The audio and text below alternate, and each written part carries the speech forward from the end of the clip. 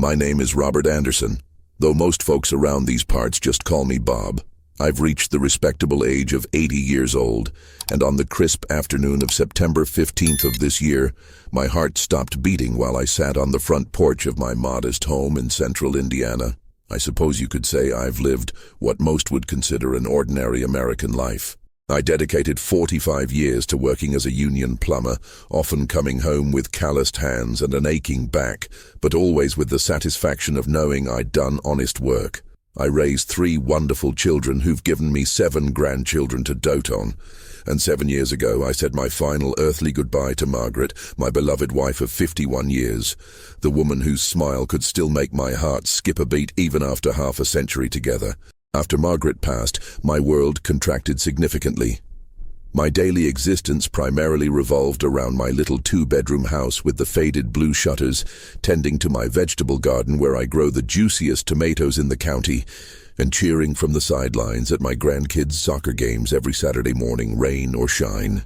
I'd start each day with a cup of black coffee and the local newspaper, occasionally flipping on the television to catch up on the national news, and found myself preoccupied with the typical concerns of a man my age.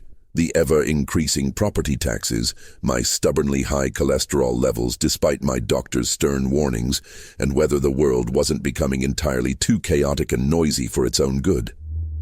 Each night before bed, I'd kneel beside my mattress and recite the same simple prayers my mother taught me when I was just a tow-headed boy in overalls. Nothing fancy or eloquent, just honest words from a trusting heart. I figured my life story was essentially complete, with just a few quiet chapters remaining before the epilogue.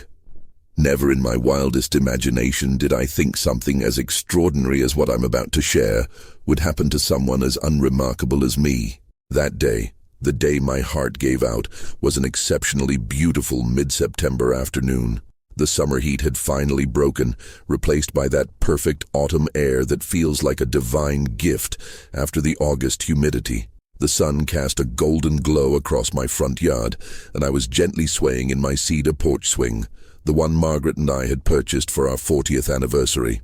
I remember distinctly catching the sweet scent of freshly cut grass drifting over from my neighbor's yard, where young Mr. Patterson was pushing his lawnmower in neat parallel lines.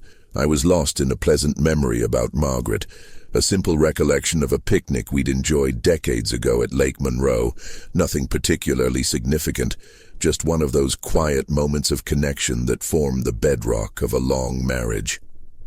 Her laugh as a butterfly landed on her straw hat, the way her eyes crinkled at the corners when she smiled at me across our red-checkered blanket. Without any warning, it felt as though someone had pressed a red-hot iron directly into the center of my chest. The pain was unlike anything I'd ever experienced, searing, crushing, an unbearable weight that made it impossible to draw even the shallowest breath. I couldn't call out. I couldn't move. My weathered hands, which had built and fixed so many things over the decades, suddenly went completely numb and useless. I distinctly remember watching my gardening glove, the left one with the small tear near the thumb, slide off my hand and land with a soft thud on the wooden planks of my porch floor. It's peculiar what the mind notices in moments of crisis. The edges of my vision began to blur and darken, like an old photograph gradually fading to white around its borders. There was a thunderous roaring in my ears that reminded me of the freight trains that used to rumble past my childhood home, growing louder and closer until suddenly, complete silence. Absolute stillness. The excruciating pain vanished. The deafening roar disappeared. The crushing weight constricting my chest was lifted. I felt lighter than I ever had before, as though gravity had relinquished its hold on me. I opened what felt like my eyes, though I somehow understood they weren't my physical eyes anymore, and discovered I was floating serenely about 3 feet above my own body. I could see myself slumped awkwardly in the porch swing, my head tilted at an uncomfortable angle, my complexion ashen and lips tinged with blue. My reading glasses had fallen and dangled precariously from the breast pocket of my faded flannel shirt. It was the most surreal experience imaginable, yet strangely, I felt no fear whatsoever. There was only a detached curiosity, as if I were watching a movie unfold on a distant screen rather than witnessing the end of my own physical existence. I observed Mr. Patterson glance up from his yard work and notice my still form. His expression transformed from casual neighborliness to alarmed concern in an instant. Bob, are you okay over there?" he called out, his voice growing increasingly urgent as he received no response. I watched him drop his work gloves and sprint across our adjoining lawns, taking my porch steps 2 at a time. His hands trembled visibly as he fumbled his cell phone from his pocket and dialed 911, his voice cracking with emotion as he reported, "My neighbor's collapsed. I think he's having a heart attack." I felt a profound sadness for the distress I was causing him, for the panic evident in his wide eyes and shaking hands. But I experienced it all from behind what seemed like a thick pane of glass, aware of the emotions but not directly touched by them. I was an observer now, not a participant in the unfolding drama below. Then, the physical world around me began to dissolve at its edges, like an intricate tapestry unraveling thread by luminous thread. The familiar landscape of my porch, the ancient oak trees that had stood sentinel over my property for generations, Mr. Patterson's frightened face as he attempted CPR while awaiting the ambulance, all of it started to disintegrate into countless strands of shimmering light. I wasn't merely floating anymore. I was being gently but irresistibly drawn upward. It wasn't the frightening dark tunnel so often described in these accounts. Rather, it felt more like stepping into a sun-warmed river whose gentle current was carrying me homeward after a long journey in foreign lands. The pinpoint of brilliant light in the distance grew progressively larger and more radiant, and as it expanded, I began to perceive something that defies adequate description. It wasn't exactly music in any conventional sense. It was more like a feeling that had somehow transformed into sound, the audible expression of pure, unconditional love, unlike anything earthly ears have ever heard. It was as if every moment of genuine joy I'd ever experienced, every kind word that had ever warmed my heart, every instance of true connection with another soul had all been woven together into a single, harmonic chord that resonated through the very core of my being. Tears filled my eyes, but they weren't tears of sorrow or even fear. They were tears of profound release and recognition. All the burdens I had accumulated over my 80 years of life, the worries that had furrowed my brow, the grief for my Margaret that had settled in my bones like a permanent winter, the small regrets and missed opportunities that cling to the human soul like stubborn burrs, they simply fell away from me, dissolving into the radiant light that now surrounded me completely. I felt cleansed, renewed, whole in a way I hadn't experienced since childhood, perhaps not even then. And then I was there, standing upright in the midst of the light. This wasn't a cold, sterile illumination, like hospital fluorescence or the harsh glare of midday sun. This light was alive, pulsing with consciousness and purpose. It had substance and dimension. It felt as though you could inhale it, drawing it deep into your lungs like the first breath of spring after a long, brutal winter. In the center of this living light, a form gradually began to take shape and substance. It was a man, but even as I think those words, I recognize their profound inadequacy. It was a presence that had chosen to manifest in human form solely so that I wouldn't be overwhelmed by fear or incomprehension. His face was simultaneously the most difficult and the easiest thing I've ever tried to focus on, constantly shifting between appearing as someone completely unknown to me and transforming into the familiar features of every person I had ever truly loved. It was Jesus. I knew this with the same innate certainty that I know my own name or the sound of my mother's voice. There wasn't a fraction of doubt in my mind or soul. He didn't conform to the conventional Sunday school imagery. There was no glowing halo, no flowing white robe, no beatific expression frozen on a passive face. He simply was, and his presence transformed the very atmosphere around us both. The space didn't become warm in any physical sense. It was more as if the very concept of coldness had been temporarily suspended from existence. Time itself seemed to pause, holding its breath in reverent anticipation. I looked down at myself and realized with a start that I was no longer an elderly man with arthritic joints and thinning white hair. I was simply me, the essential Robert Anderson, the purest distillation of who I had always been beneath the accumulated layers of age and experience and social expectation. He didn't speak with physical lips or produce sounds that traveled through air to reach my ears. His voice was a direct knowing that blossomed within my consciousness, clearer and more intimate than any verbal communication I'd experienced during my earthly life. The first thing he said to me was, "Robert, it's good to see you again." The phrasing struck me immediately, again, as though we were old friends reuniting after a long separation, picking up a conversation that had been temporarily interrupted, but never truly concluded.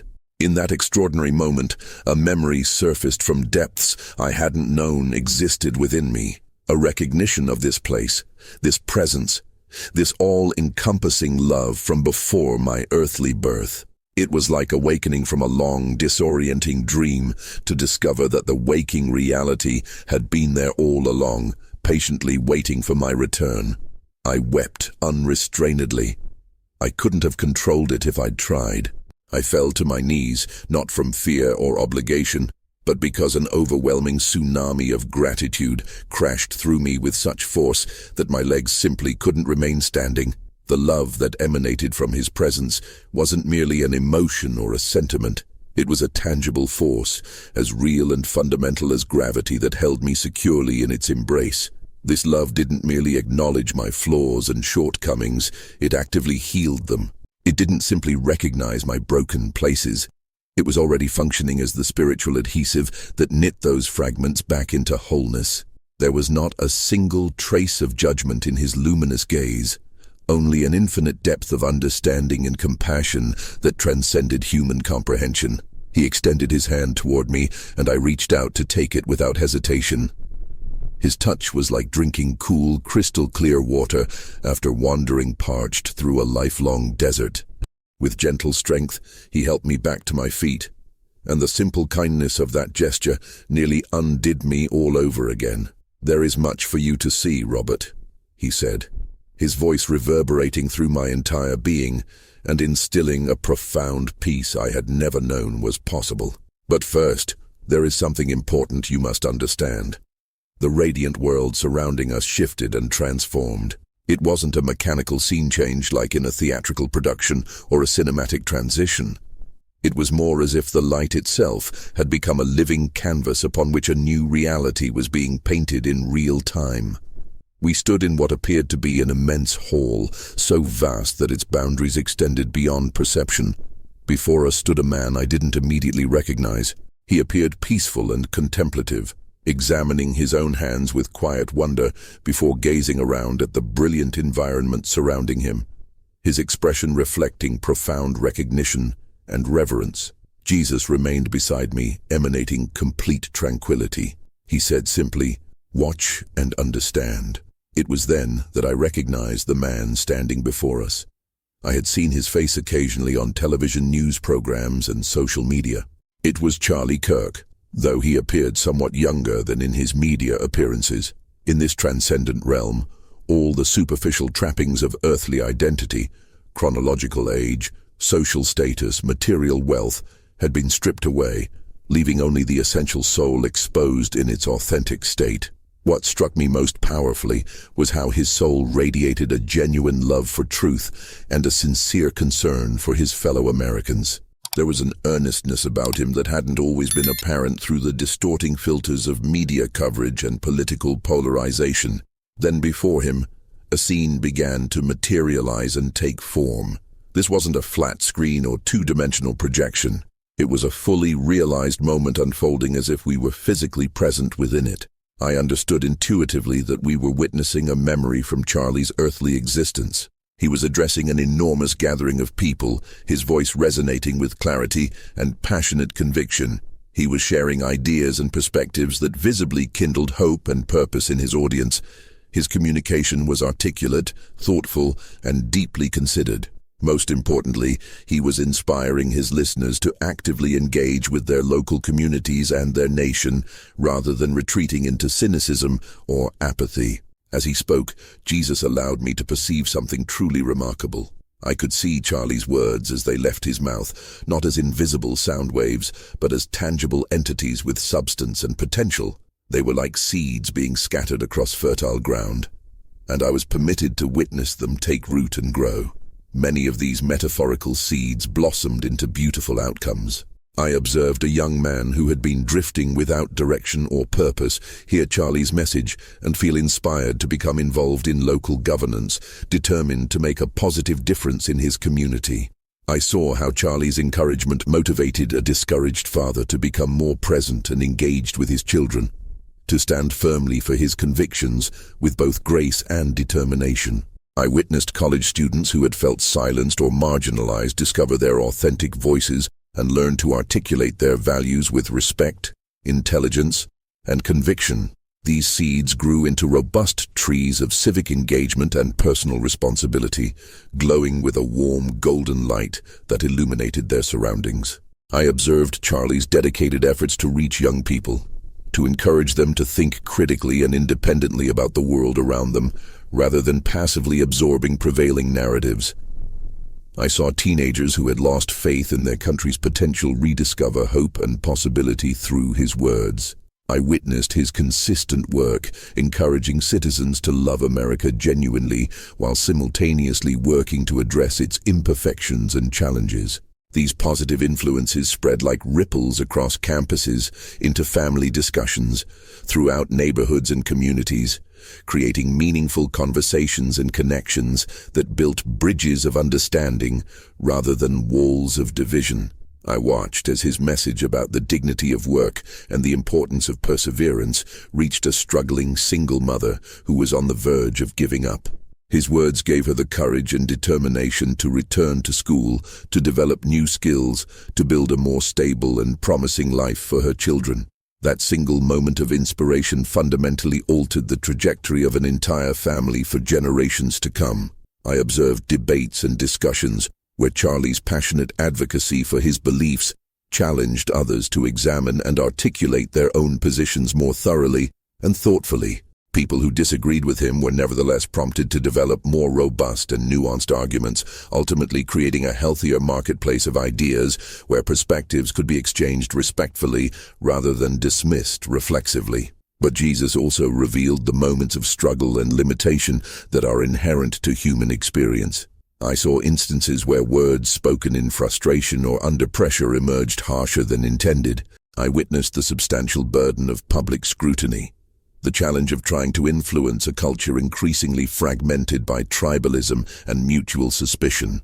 I observed the genuine heartache of someone who deeply loved his country, watching it wrestle with unprecedented division and uncertainty. And then I witnessed something truly beautiful. I saw Charlie praying privately, not for cameras or public approval, but alone in anonymous hotel rooms after exhausting days of speaking and engagement. I observed him earnestly asking for wisdom and discernment, requesting to be an instrument of positive change rather than division. I saw him studying scripture, sincerely seeking guidance about how to love his neighbors faithfully while standing firmly in his convictions. Jesus remained silent throughout this revelation, simply allowing me to witness and perceive. What became unmistakably clear was that I was observing a soul that genuinely cared, that was sincerely trying to make a constructive difference in an increasingly complex and fractured world. The vision gradually shifted to reveal additional scenes. Charlie mentoring young people, encouraging them to pursue excellence in their endeavors, supporting initiatives that assisted veterans struggling with reintegration, promoting educational opportunities for disadvantaged communities, lifting up voices that might otherwise go unheard. I was permitted to see private moments of kindness that no camera ever captured, conversations with discouraged students, prayers with families facing difficult circumstances, acts of generosity that were never publicized or leveraged for public relations advantage. In essence, I was shown the complete picture, not a perfect individual, For none of us achieved that state during our earthly sojourns, but a person who was genuinely striving to use his influence constructively and purposefully. A man who sincerely loved his country and wanted to see younger generations flourish. A soul whose heart was fundamentally oriented towards service, even when his execution occasionally fell short of his intention. The vision gradually faded, returning us to the boundless expanse of living light. The soul of Charlie Kirk stood there, perceiving his own life with perfect clarity and insight, seeing both the good he had accomplished and the areas where growth remained possible. Yet importantly, there was no atmosphere of condemnation in this sacred space, only truth offered with perfect love. Jesus moved toward him with an approach that radiated pride, the pride of a father witnessing his child strive, learn, grow, and attempt to improve the world around them. Charlie looked up, his expression reflecting profound recognition and heartfelt gratitude. "Lord," he said with quiet reverence, "I tried to serve you through serving my country and my fellow Americans. I hope I accomplished some good along the way." Jesus' response filled the entire space with the warmth of approval and unconditional love. "My son," he said, "you used the unique gifts I entrusted to you to inspire others to engage meaningfully with their world, to think deeply rather than superficially, to genuinely care about their communities and nation. You encouraged countless young people to pursue excellence and to stand firmly for truth, even when doing so was difficult or unpopular. Your heart was sincere. Your efforts were genuine, and your impact was more far-reaching than you ever realized during your earthly journey." Jesus paused momentarily, his eyes reflecting infinite compassion and understanding. "In a world that increasingly chooses cynicism and disengagement, you consistently chose to believe in the possibility of positive change. In a culture that often preaches despair and resignation, you proclaimed hope and agency. You reminded people that they possess the capacity to make a meaningful difference rather than surrendering to fatalism or apathy. These are worthy endeavors, and they have produced abundant good fruit in many lives." Charlie's countenance illuminated with profound joy and relief, not the shallow relief of someone narrowly escaping punishment, but the deep satisfaction of a person receiving affirmation from the one whose opinion matters most profoundly. Jesus continued with gentle authority.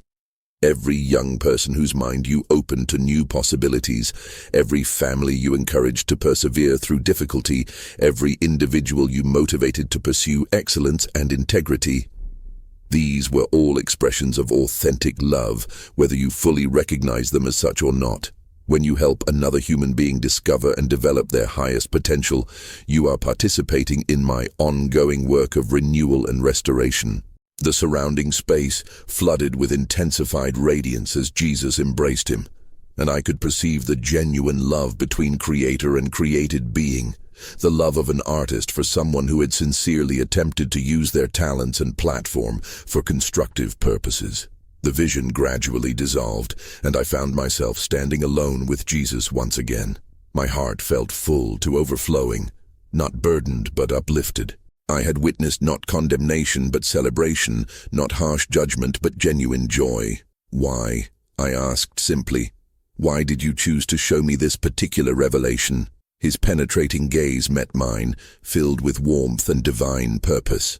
"Because the world has grown increasingly discouraged and cynical, Robert. My children have forgotten that I take genuine delight in their sincere efforts to improve their communities and love their neighbors effectively. They have mistakenly concluded that they must achieve some impossible standard of perfection before they can serve me or represent my kingdom. But I am glorified when they simply make honest attempts to love well and create positive change, however imperfect those efforts might seem by human standards. Every person who uses their voice to inspire rather than demoralize, to encourage rather than criticize, to build up rather than tear down, they are participating in sacred work, whether they fully recognize it or not." He paused momentarily, his expression radiating profound hope and invitation. "You have a good heart, Robert. You have lived your life quietly and faithfully, But you understand intuitively that small acts of sincere love create ripples that extend far beyond our limited human perspective. You must return and share what you have witnessed. Tell my children that their efforts to create a more compassionate and just world matter profoundly to me. Tell them that when they choose hope instead of despair, meaningful engagement instead of cynical withdrawal, generous love instead of self-protective indifference, they are actively participating in my ongoing work of redemption and renewal. Suddenly my spirit was filled with an unexpected longing, not just to remain in this transcendent realm of perfect peace, but to share this transformative truth that our imperfect human efforts to love and serve are noticed, valued, and celebrated by heaven itself. I want to tell them, I responded, my voice resonating with newfound purpose and conviction. I want them to know with certainty that you see their sincere attempts, that you take genuine pride in them when they strive to make a positive difference, however small it might appear in human terms. A luminous smile transformed his countenance, radiating limitless love and approval. Yes, tell them clearly that I am not seeking flawless performance or perfect execution. I am looking for authentic hearts that sincerely desire to serve others and improve the world I have entrusted to their care. Tell them that every genuine act of compassion, every word of encouragement spoken into another's darkness, every effort to build something constructive rather than merely criticize what exists, all these seemingly small actions reverberate throughout eternity in ways they cannot possibly comprehend from their limited temporal perspective. But I'm weary, I admitted softly, vulnerability evident in my voice. I miss Margaret with every fiber of my being. After all these years, I still reach for her hand in the night. I want to come home permanently. He placed his hand gently on my shoulder, and his touch infused me with renewed strength, clarity, and sense of mission. Margaret is here, safely held in my love, and she is profoundly proud of the man you continue to become. But your earthly journey is not yet complete. I have entrusted you with this testimony for a specific purpose. You are a grandfather, a respected elder in your community. Return and teach your children and grandchildren that their individual lives matter immeasurably, that their efforts to love generously and serve others selflessly are witnessed and celebrated here. Your authentic testimony will plant seeds of renewed hope and purpose. You may not witness the mature forest these seeds eventually produce, but I assure you it will flourish abundantly. He regarded me with such profound love and unwavering confidence that I felt my purpose crystallizing into absolute clarity and conviction. I'll go, I declared, my voice resonating with newfound strength and determination. I'll tell everyone willing to listen that you see their sincere efforts, that you celebrate with joy when they choose to make their corner of the world a little more compassionate, a little more just, a little more beautiful. He smiled once more, and that smile seemed to illuminate the entire cosmos with radiant light and purpose. Do not be afraid to share what you have witnessed.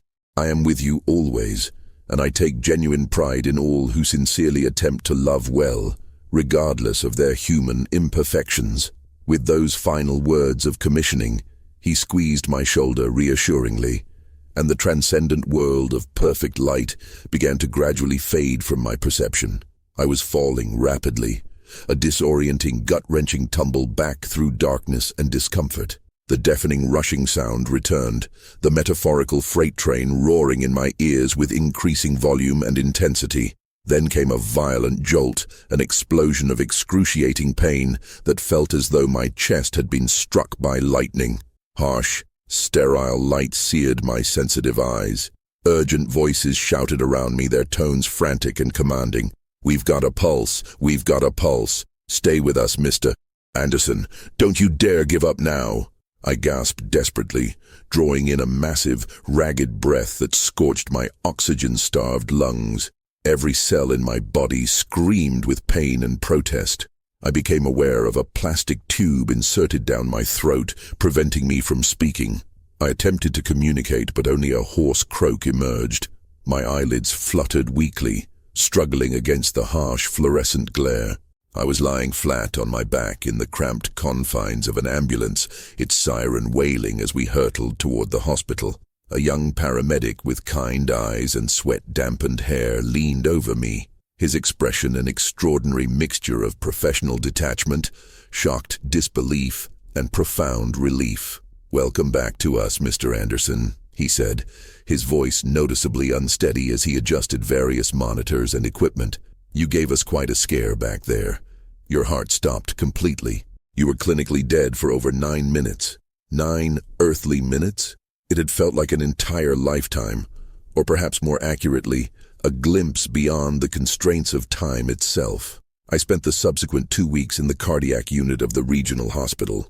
The attending physicians repeatedly used phrases like medical miracle and unexplainable recovery. An 80-year-old man suffering a massive myocardial infarction, clinically dead for that extended period. By all standard medical protocols, I should have sustained severe, irreversible brain damage if I had regained consciousness at all. The neurologists and cardiologists gathered around my bed during rounds, using clinical terminology like statistically anomalous outcome and remarkable neurological preservation. They didn't know. They couldn't possibly comprehend what had transpired. I attempted to share my experience with a compassionate night nurse once, but she merely smiled kindly and suggested that I was still processing the trauma and medication effects. But I know with unshakable certainty what I experienced. It remains more vibrantly real to me than the hospital chair I'm sitting in as I share this testimony. It is indelibly inscribed upon my soul. So that's my story, my testimony. I understand how unusual it must sound to hear an elderly man from rural Indiana speak about profound visions of Jesus and Charlie Kirk. But Jesus entrusted me with a message of hope and affirmation, and I promised him faithfully that I would share it with anyone willing to listen. I want to emphasize strongly that this isn't fundamentally about politics or partisan divisions. It isn't about identifying as Republican or Democrat or any other political affiliation. Please hear the sincere conviction in my voice when I tell you this is about recognizing a profound spiritual truth. That your individual efforts to improve your community, to create positive change, to love your neighbors effectively, they matter deeply to God. They are noticed, valued, and celebrated. Our world often feels relentlessly discouraging. Public discourse has become toxic and divisive. Many people appear perpetually angry and resentful. Countless others seem to have abandoned hope that meaningful improvement is even possible, retreating instead into cynicism or apathy or mindless distraction.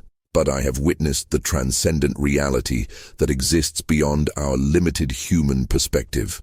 I have seen how heaven genuinely celebrates when we choose meaningful engagement over passive withdrawal, when we actively care about the welfare of others, when we sincerely attempt to address problems rather than merely complaining about them.